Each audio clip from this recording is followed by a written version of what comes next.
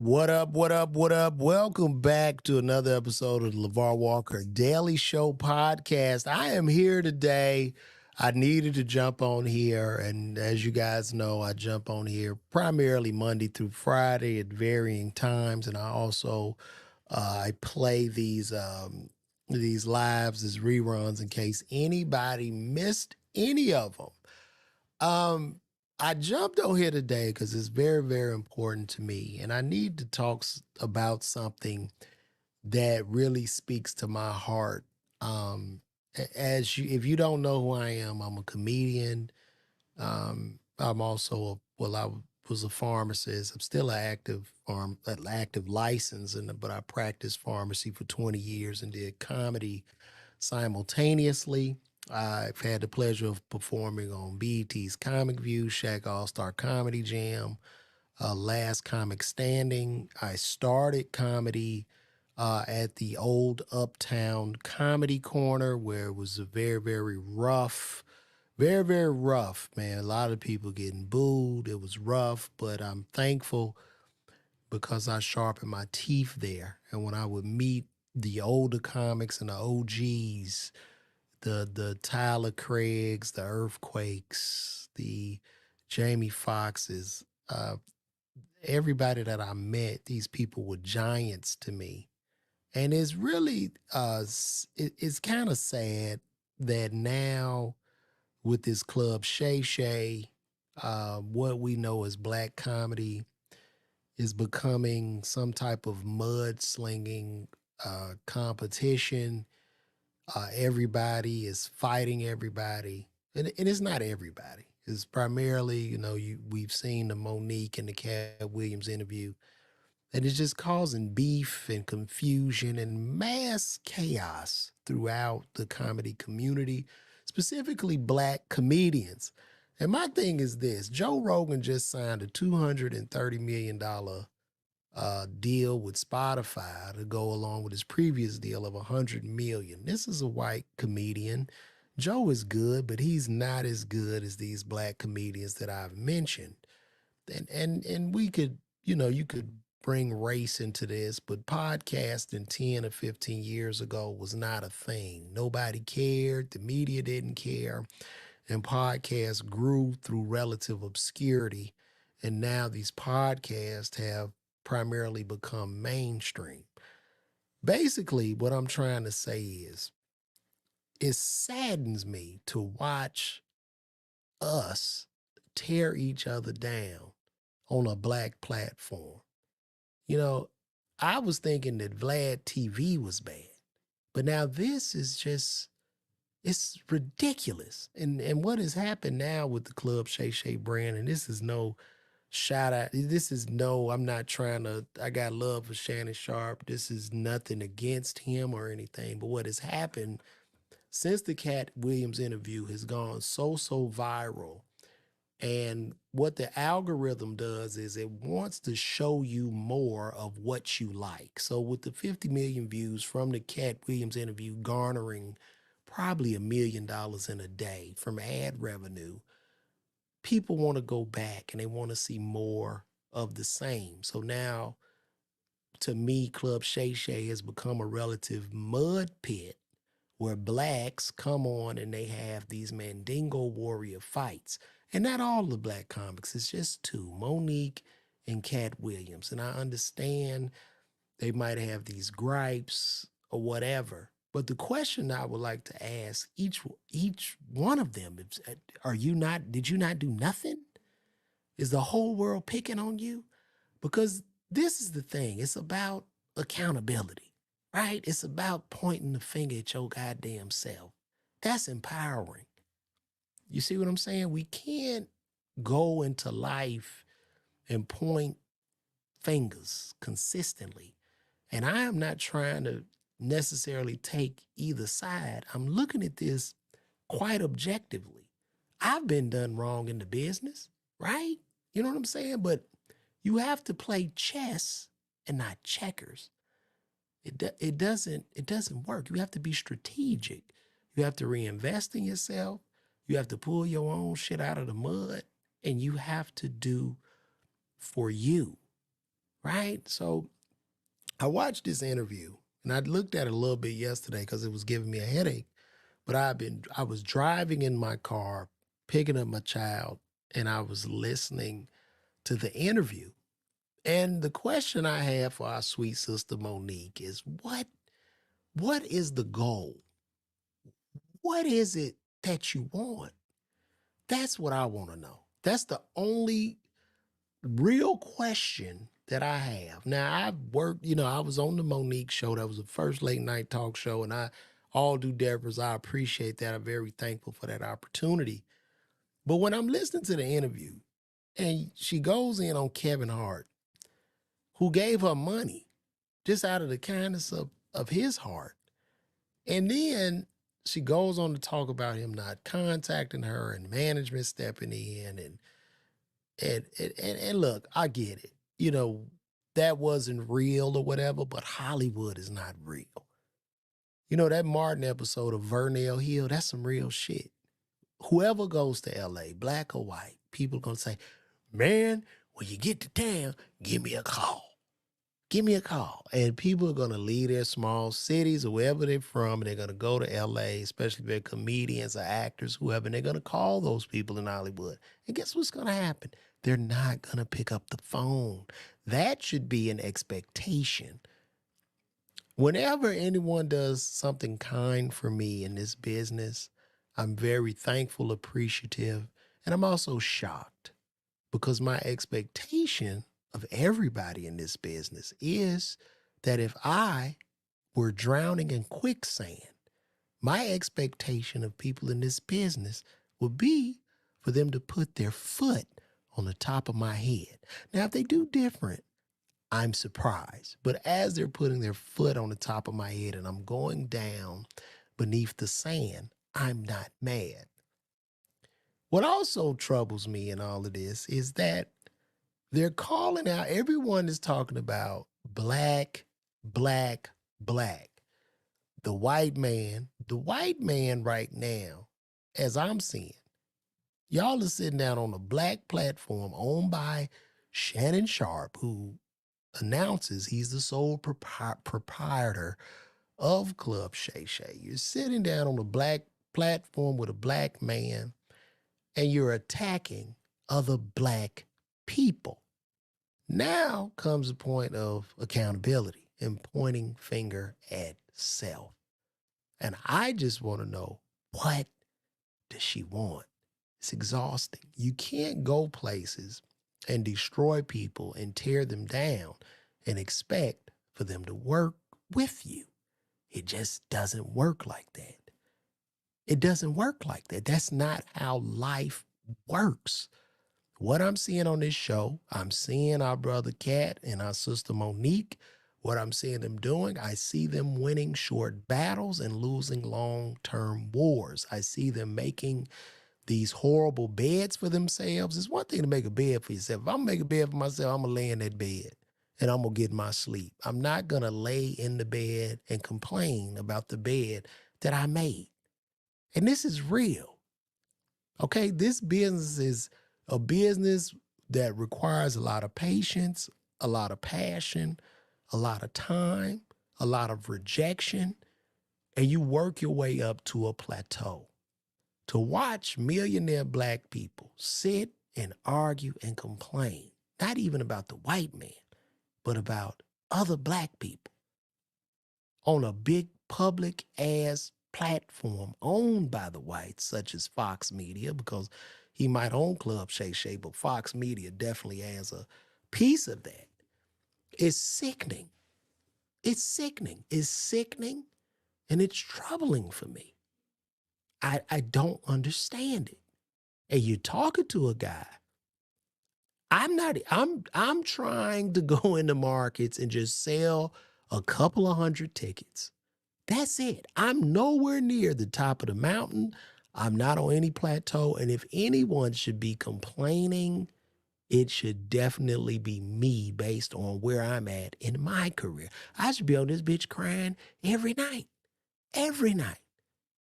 But I will never do that because this is the road that I chose.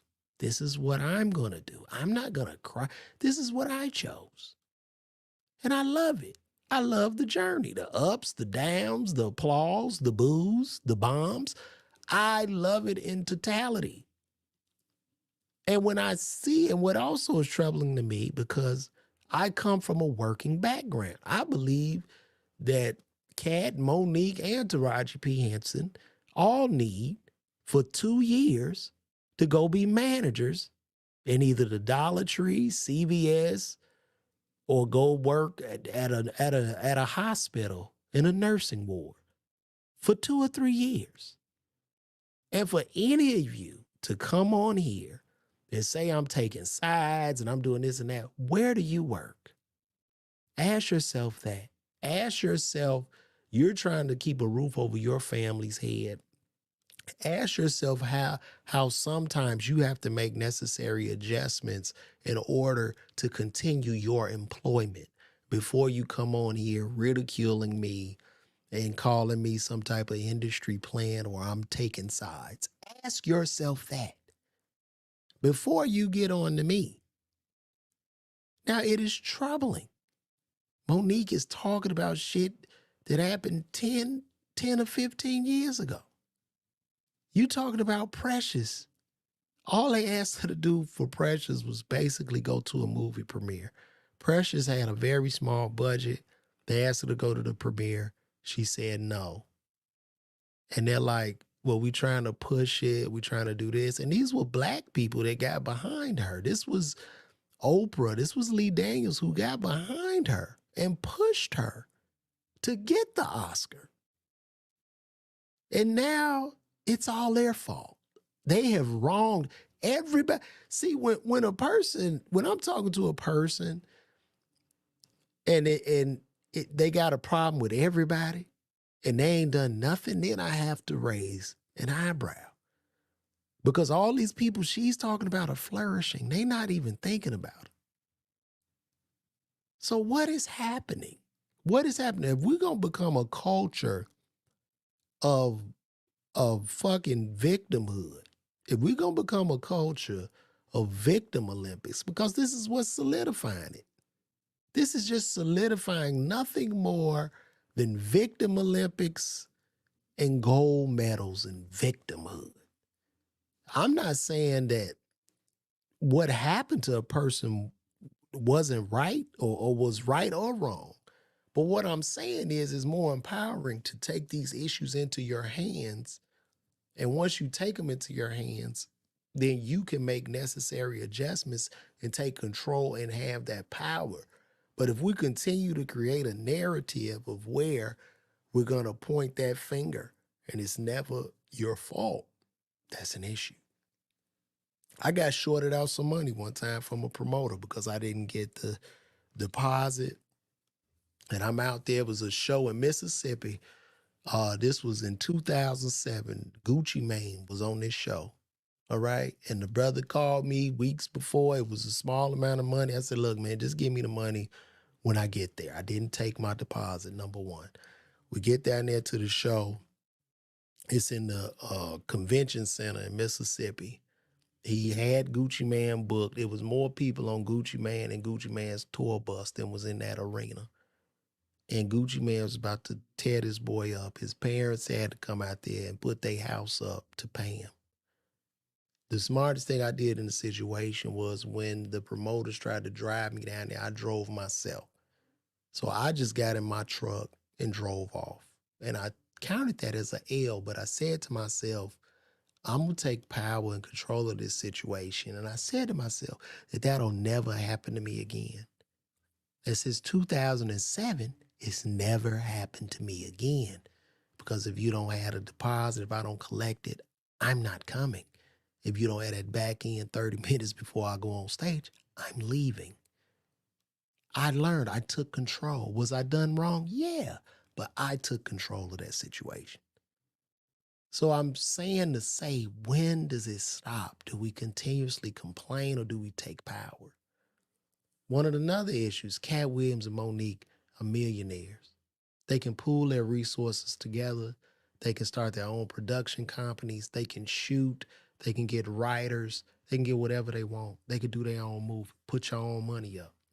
This narrative of just begging and shit, especially when it comes to entertainment, is beyond me. If Tyler Perry can do it, you can too. It don't matter on whatever level, but you can. And I think, like, I'm from Generation X. I was born in 1977. Our generation has a problem. Our generation has a problem. We have in our generation, because we are the first generation basically after Jim Crow, after segregation. We are that first generation after that. And the issues we have, and then we also that generation of crack, gang banging, black men having to prove their masculinity by being some type of street nigga. We are of that generation. And with that comes a famine mentality. And what I'm seeing in all these interviews are a famine ass mentality, a famine, all for me, none for you ass mentality. That is what I'm seeing. And it's very troubling. And people are showing up to these concerts, they rah and shit. But you're showing up because you want to see Cat punch down on people. And now Monique has been added to the tour. She just announced it. You want to see her do the same thing. But you have to check yourself and ask yourself, why am I here? You know what I'm saying? I'm thinking at these concerts, it's going to be a group of 20,000 losers in the building holding hands to justify their failures. That's what I'm seeing. So I was looking at what her and Sydney said, and I'm just going to look at a little bit of this, and we're going to check out of this. So let's see. Here we go. On in, my babies. We ain't done this in a long time. We ain't done it in a long time. We ain't done it in a long time, Daddy. Look, y'all don't even understand why we smiling so hard, because we was able to get it set up. We was able to push the button. Hey, come on now. We want you babies to come on in here. First of all, how y'all doing? It's been a minute, my babies. It's been a minute. Life been lifing. Life been lifing. Where we at, Daddy? What do you mean? Okay, yeah, I think it's enough babies in there. All right. Let's go get it. Come on. Well, thank you for tuning in. We just wanted to take a few minutes to address a couple of things that have taken place after the Club Shay Shay interview. Much love to Shannon Sharp. Yes. Good brother. Thank you for allowing Monique to come on the platform, be a listening ear, continue success on what it is that you're doing. Thank you for being a real one. Yeah, baby. Thank you. Thank you. We wanted to address first and foremost our brother, D.L. Hughley. And we are firm believers on what is right and what is wrong. Yes. So we got to start off by saying there was an inaccuracy as it regards Monique saying that there was a cease and desist that was given to DL to shut it down. Mm-hmm. What had taken place, to be accurate, was after Monique spoke to Brother DL on that conversation, Brother DL said, what? Well, after we spoke on that conversation, when we hung up that phone, the last thing he said was, it is what it is. And I said, DL, then we're going to have to get our attorney involved. That's the last thing me and DL Hughley said on that conversation.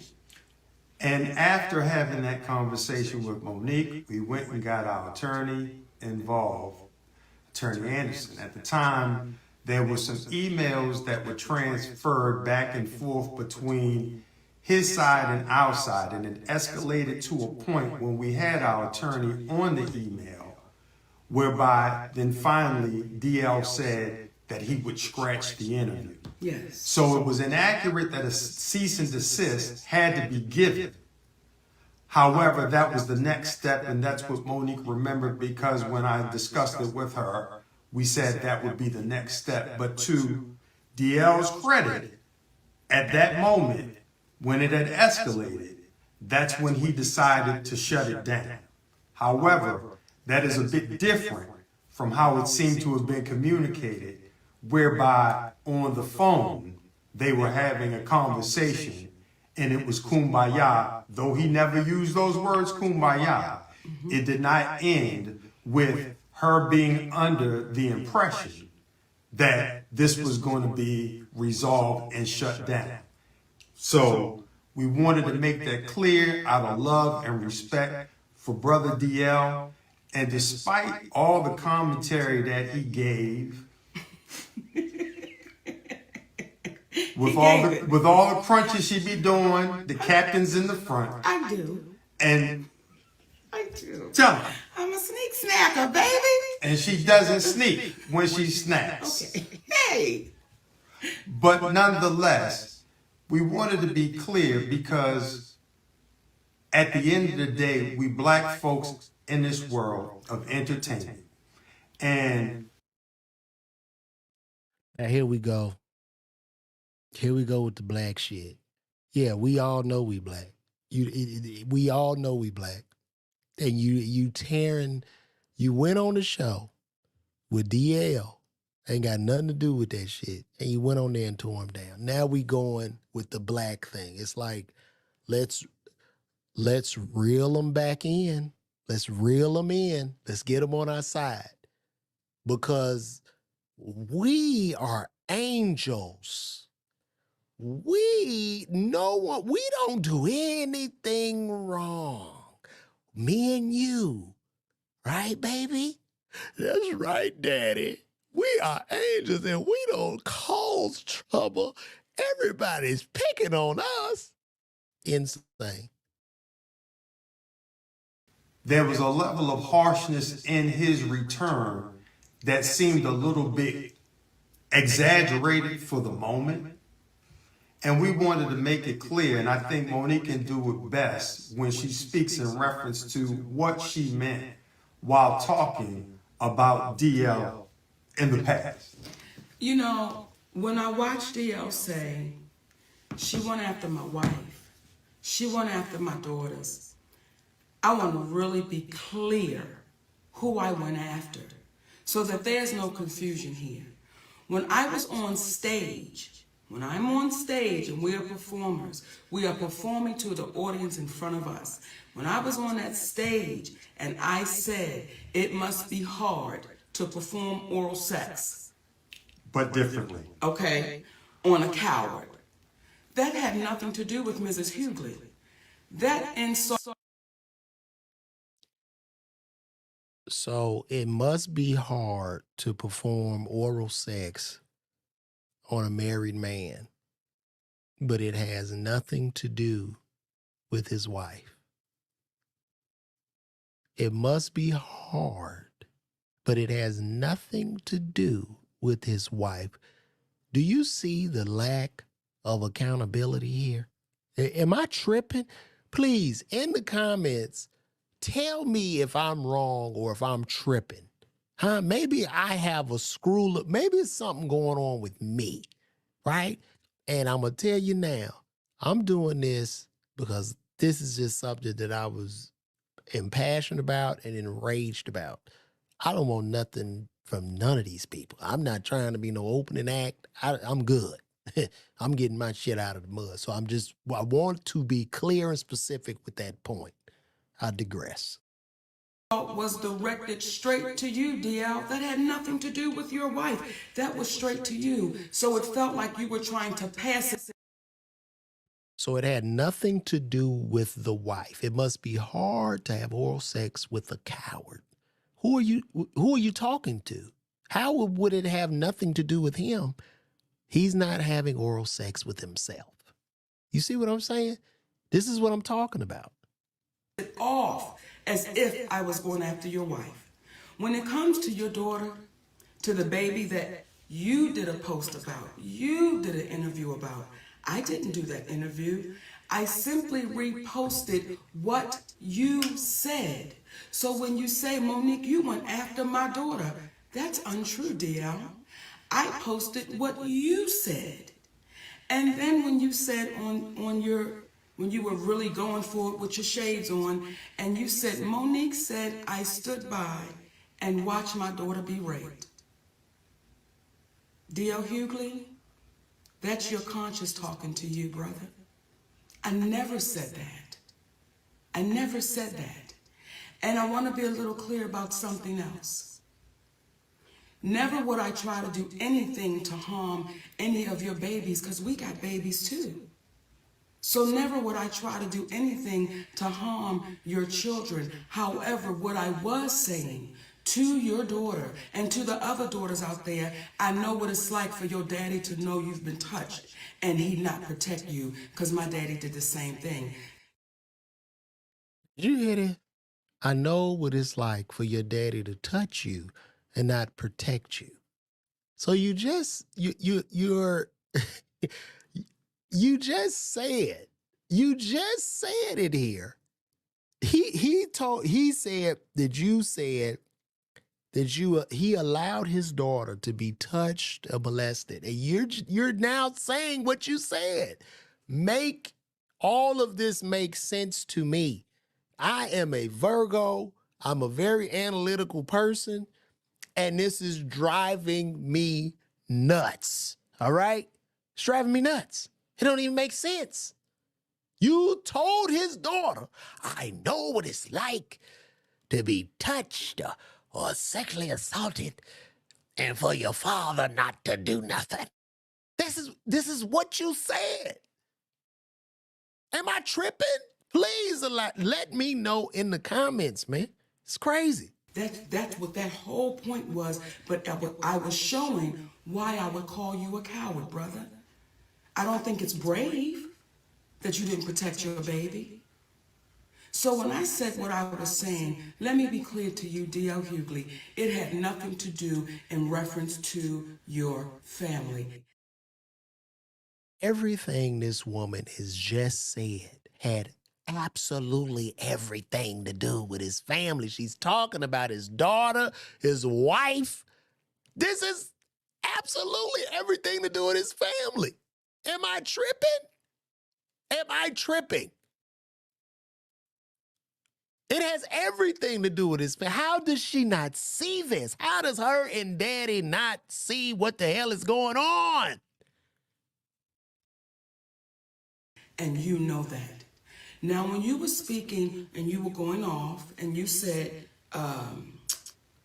what did you say? She was so offended by the game we play, but you didn't say what the offense was.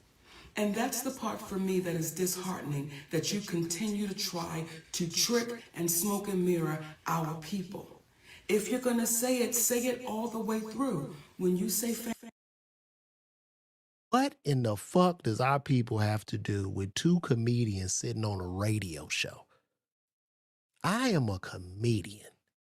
All right? You got to have tough skin in the game. You got to have a turtle shell. Understand.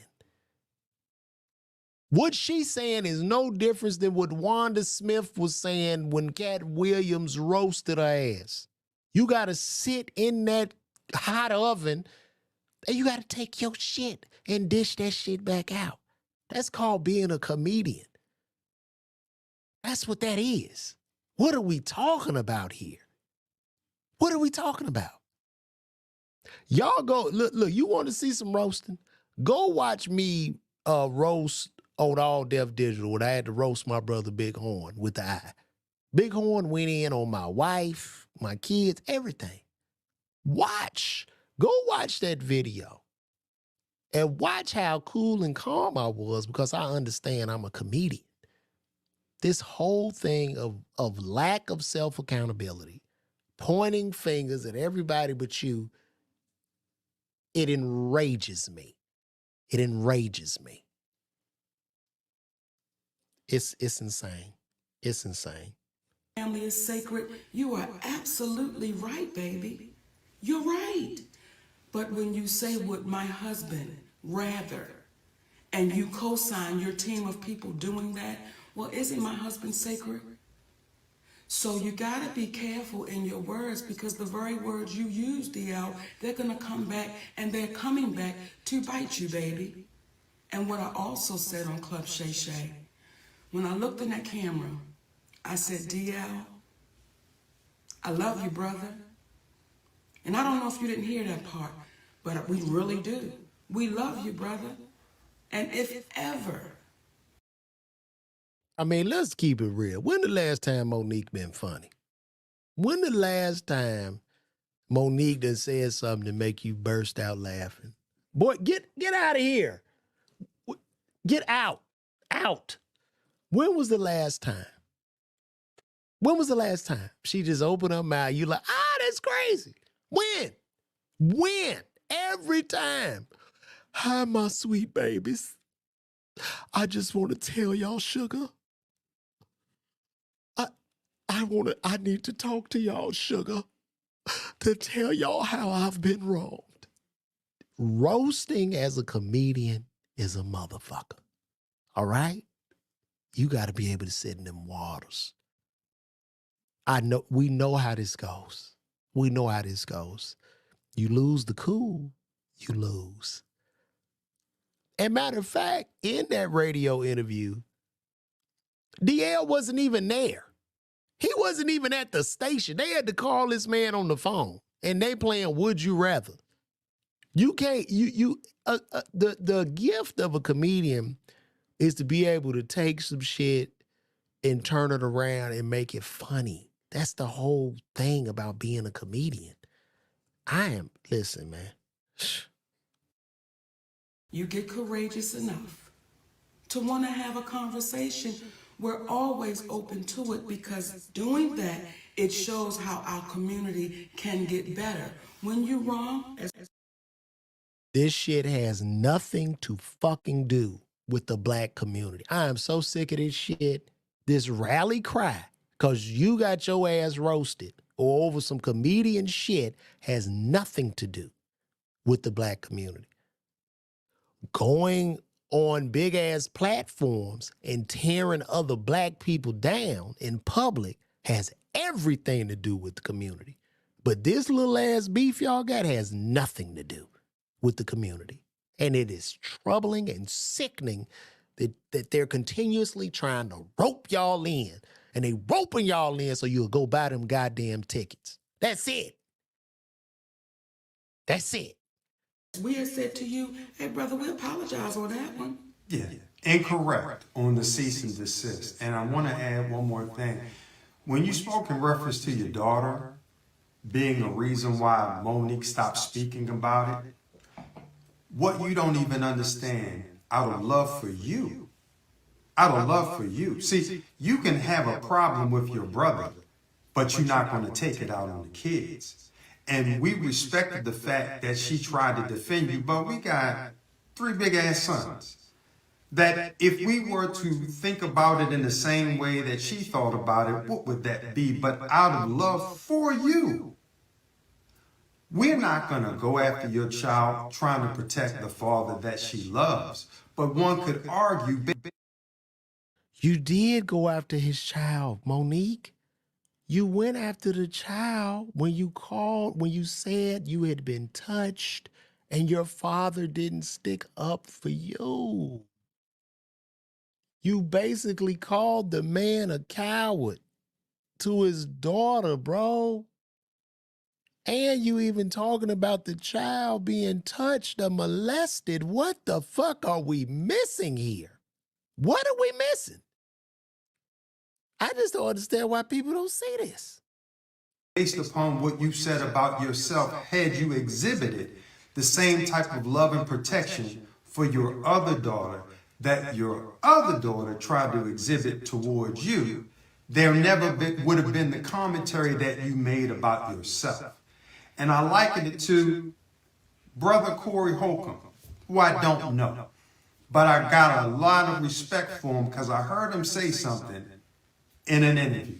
He spoke about how Earthquake's son had came to one of his shows, and the young man was hesitant about. Now you just said kids are off limited. Now here you go bringing Earthquake son into the shit. Earthquake ain't got shit to do. I just want y'all to see the contradictions in this whole sit down live. I've pointed out over 15 contradictions. They're contradicting themselves. You're talking about a man that has absolutely nothing to do with this. And then you're quoting Corey Holcomb, who ain't got shit to do with this, and you're bringing in Earthquake's child. Where the fuck are we right now? That's what I want to know. Where are we? Introducing itself or reintroducing itself because of the rift between his father and himself. And Brother Corey was like, come on, man, no. You come over here and I'm going to give you love. Because that was between your father and I. And it made him reconsider the whole thing and reach back out to an old friend.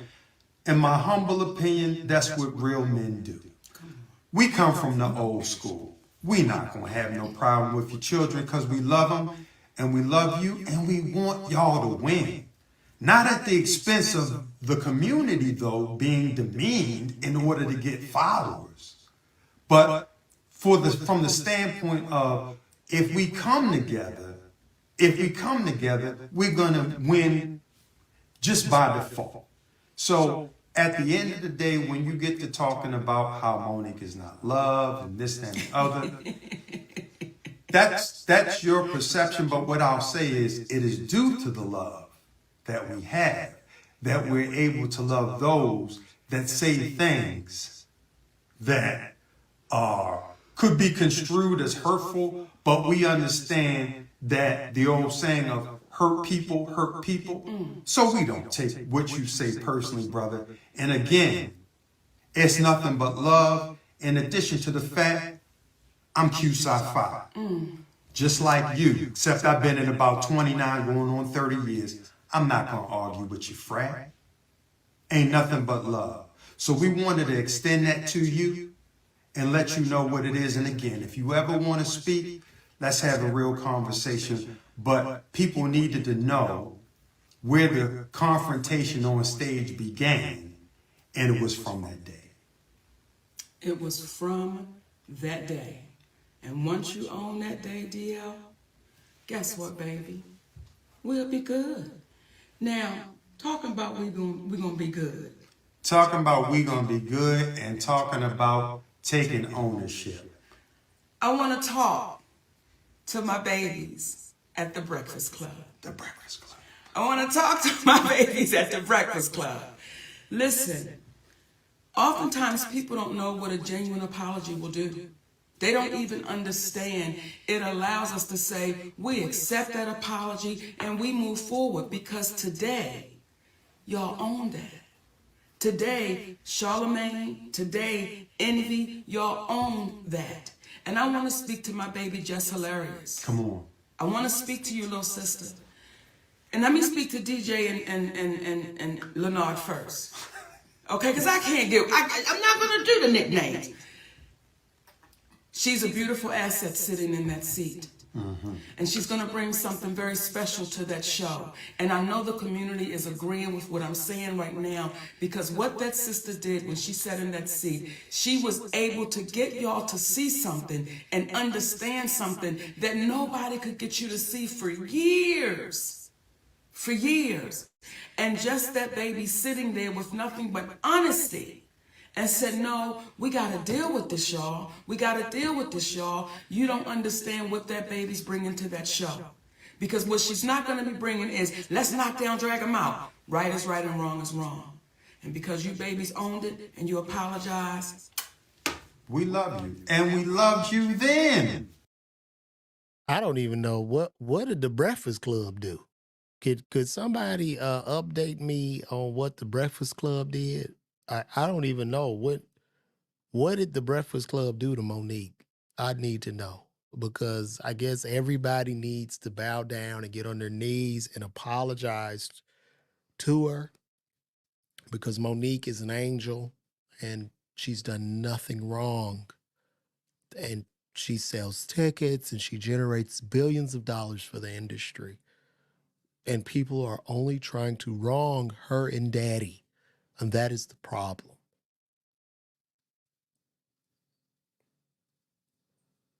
Okay, he gave her donkey of the day for crying on Cat Williams. I don't get it. Like, I don't get it. And I think he just apologized just to do it. Not mad, and want y'all to win. That's all. That's all. So if we start pumping out that positivity into our community, if we start speaking about the greatness that we are and the greatness that we're doing, guess what's going to happen? Now, do we still have to bring... You went on a whole big ass platform and tore down black people. And now you're sitting in that same breath on a live talking about pumping positivity out into the community when you could have very well handled this behind closed doors and talked to people and tried to make amends, but you didn't. This is very, very hypocritical, and it's sad. It's almost sickening. Some to the mat and ring the doorbell, ding dong. Yes, we do. But we don't love them no less, because at any given time we could be brought to the mat, ding dong. Well, we make it a point of not messing with people that's not messing with us. And we hope that today for you guys, the feeling that Charlemagne got, Brother Leonard received from the community by big upping him for apologizing. It's kind of like a movie we used to watch with the kids called Monsters, Inc., where they would go in, they would scare the people for power. But then they found out laughter created more power. Y'all have the power to heal. Use it. Use it to heal. Use it to help folks. Don't hurt folks. Because what happens is, one of the greatest gifts we can have is going in our community and getting the love from our people. Are they about to cry? Are they really about to cry? You went on there and tore down DL, you tore down Oprah, you tore down Tyler Perry, you tore down Kevin Hart. Are they not black? Are they not black? Not only did you do that, you did it on a black platform. With Shannon Sharp there. Don't do that to me now. Come on now, Monique. You gonna get me canceled now. Come on now. What are we doing? What is this shit? I'm speaking, man. Fuck this. This is insane. Forget Hollywood, because it's weird. Getting the love from people. So we are proud of you. And I'm emotional about it because I'm happy that y'all got an opportunity to do that for yourselves. And we love y'all, brothers and sisters. And just hilarious, keep that going. Keep that going, because you are a great addition. Because there were others that would have sat in that seat and would not have said a word. So, nothing but love and respect for y'all. And one last thing. Thank you, Charlemagne, for not calling the brother daddy. Okay, hey! Thank you for not calling me daddy. You did the right thing, and you didn't owe me an apology. It was Monique. So, we love y'all. You know, and we said before we came on that we was not going to be long, and we were just going to say, you know, what we needed to say.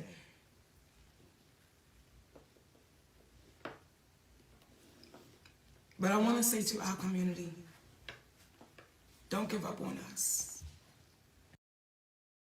What the fuck does the community have to do with this shit? Babies are dying, getting shot and killed in the goddamn streets. Our illiteracy rate is down. What does this shit have to do with the community? It has nothing to do with the community. They need to stop that shit. They trying to sit up on this motherfucker like they Dr. King and Coretta in this bitch. You're doing nothing. This is a selfish game where your ass want to sell you some goddamn tickets and get some money. This ain't nothing more than about the money running out. Oh my God. The fuck out of here. I want to say it in the bitch, do you live in the you don't even live around black people. I do. It's ridiculous. The fuck out of here. In terms of our community. Yes. Don't give up. Don't give up on your relationships. Don't give up. Don't give up. Don't give up. Don't give up. You got to keep going and keep pushing and keep standing strong. Don't give up on your love. Please hear me, and I'm talking right to the sisters. Don't give up on your love. Don't give up on that man that's treating you in a way that you ain't never been treated. Don't give up on that man that's loving your babies, and some of them may not even be his. Don't give up on that man that is taking your shit. Or woman. Or woman. Don't give up on that man where them babies ain't his. Don't give up on him. Even if he go out and cheat on you. Have low self-esteem like me and get you a daddy to fuck your career up and throw the shit in the river. That's what you do. Don't do it. Don't give up on him. I know. Get the fuck. Man, listen. This is insane to me. And still standing strong with you. Don't give up, y'all. So when people say, why does he have to be there? Because he makes me better. He makes me stronger. He makes me happier. What I would ask Monique to do, I'm not saying this man is not making her happy and he's not making her stronger, but I would love for her to look up her financial books, and she should look at her management pre-daddy and post-daddy. So look at how much money you made pre-daddy's management. Because one thing, numbers never lie. Men do, women do, but numbers don't. What did the money look like pre-daddy management? And what has the money look like post-daddy management? And you tell me. Get the fuck. This is sad. This is sad, man. Shit like almost like a terrible Lifetime movie or something. I don't know what's going on here. He made me a better mother, a better wife, a better friend, a better entertainer. He makes me better. So listen, y'all, if y'all got somebody that is making you better, if y'all got somebody that's hanging in there with you when you know goddamn well you should have been dropped off, be unafraid to hold on to him.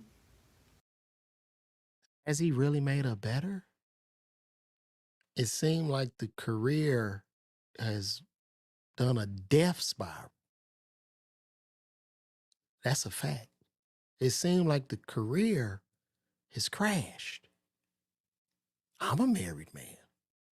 I'm a married man of 14 years, and I want what's best for my wife.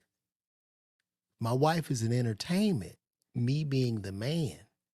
And the man typically moves through reason and not emotion.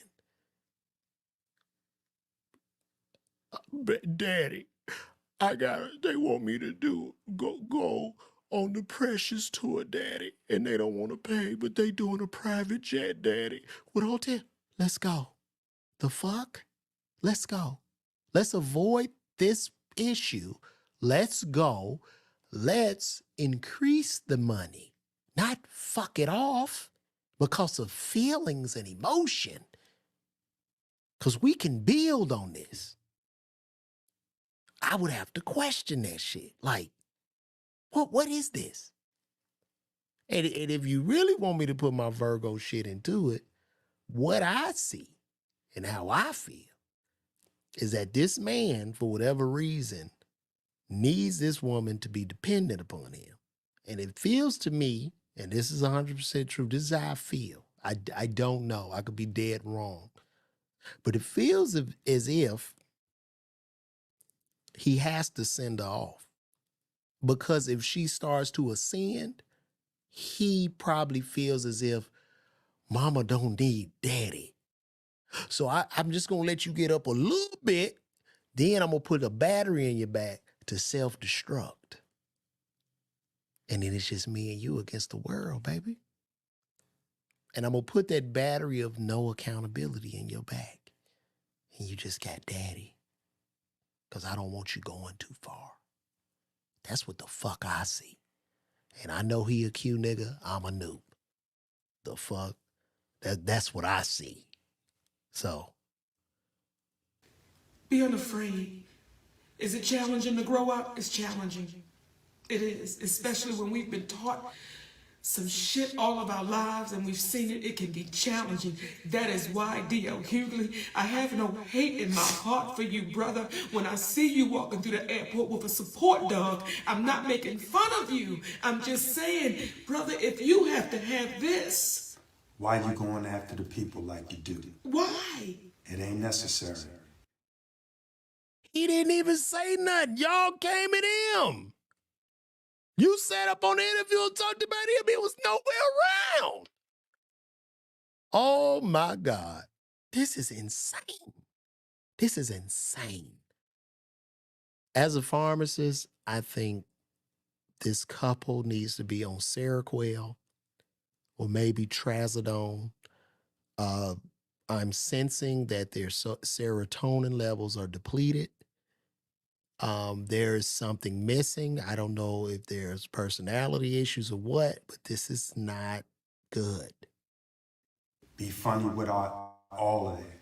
And when we speak about Oprah, when we speak about Tyler, when we speak about CBS, we're not speaking about them to call them out. We're speaking to call them up, because the same way that the Breakfast Club was able to say, I'm sorry, the same way Brother Lee Daniels was able to go across the stage and apologize, the same way that we were able to say, we are sorry, it was inaccurate about the cease and desist, is the same way that Oprah, who teaches master classes, well, sometimes we gotta love enough. We gotta love the teacher enough to sit them down and say, it's time for you to be a student again.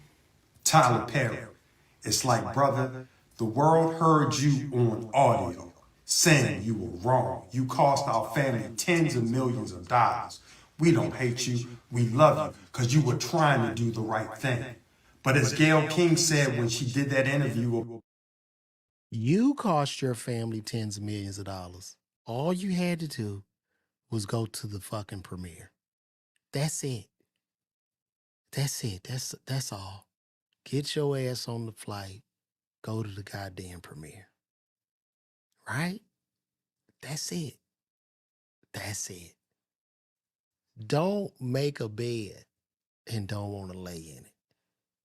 Everything we do has consequences and repercussions.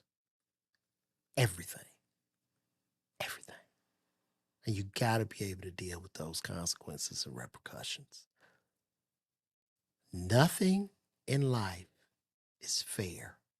Fair is the carnival. Okay? And especially when you're talking the entertainment business. The only thing fair about the entertainment business is that it is totally unfair to everybody. About Kobe Bryant, certain people suggested that she just stay quiet, but she couldn't. Don't listen to people that tell you to stay quiet when you've done what you weren't supposed to do, when you've done wrong. Speak up, acknowledge it, because it helps us help the community. And guess what? We are only human beings. We are only human beings. And we got to let you know we love you enough, because we know that's all y'all are too. Despite people making y'all think y'all are more than that. That's it, my babies. That's it. And, you know, we have always spoke about when it ain't been fair, but we try to make sure we speak about when it is fair. We try to make sure we speak about when people do say, you know what, let me show you what I'm about. And I want to talk to y'all about our brother, Cat Williams. Now, y'all know that is my fraternal twin brother, non-biological, okay? And I want to tell y'all about my twin brother, Cat Williams, baby. Guess what? I'm going to be joining my brother, my twin brother, Cat Williams, on the Dark Matter Tour. So I'm excited. We are excited. I cannot wait to see y'all, Connecticut. I see y'all tomorrow night with our brother, Cat. Yes, I am so happy that the good brother Cat Williams has put her on a tour.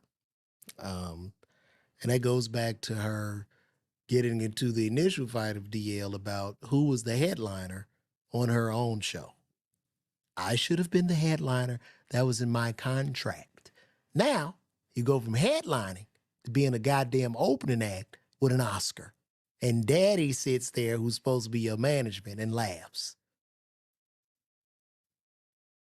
Make this shit make sense. Now, here's my prediction. What's going to happen as she goes on this tour, being the superstar Oscar winner comedian that she is. This is my prediction. They will be back on this couch and they will be talking about Cat Williams. That'll be next. This is what's going to happen. Mark my words. It's going to go up in smoke and fire and flames. Because Cat is going to come back there one day. This is my goddamn tour. I bought your ass on this goddamn tour. And then it's going to be back again. Sweet babies, I did everything in regards to my contract. I did it all. And daddy's going to be sitting there. And we had to send a cease and desist to Cat. They should call this fucking tour the No Accountability Tour. All right? That's what they need to call this shit. The Victim Olympics Tour. That should be the name of this tour. All right? This is what has happened. Williams, Albany, New York, with our brother, Cat Williams. And I'll say this too, and I told him this. I said, for as funny and as talented as you are, your heart is far bigger. Real talk. And that brother done touched our community, baby, in ways that he's never even talked about. Those are the real ones. Because as they say, real G's move in silence. Oh. That said. Well, give me a kiss on that one. What you say?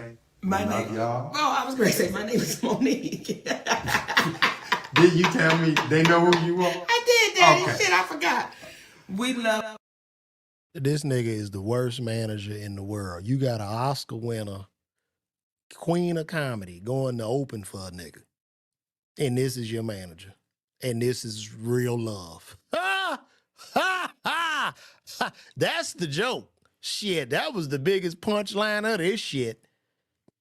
You going out with Cat goddamn Williams to be an opening act.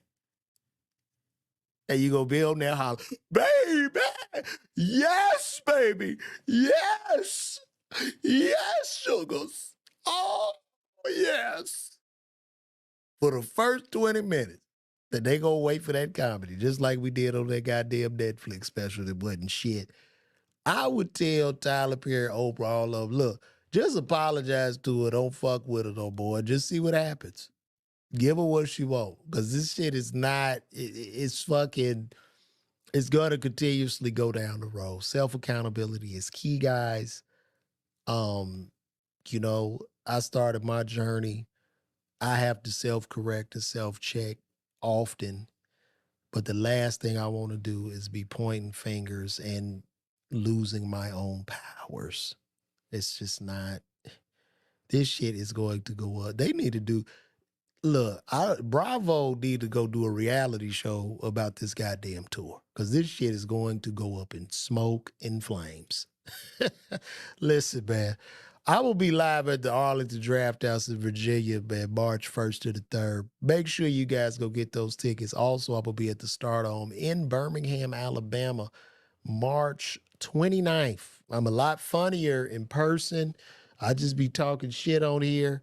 But we're going to have a good time, man. My name is LeVar Walker. God bless and good night.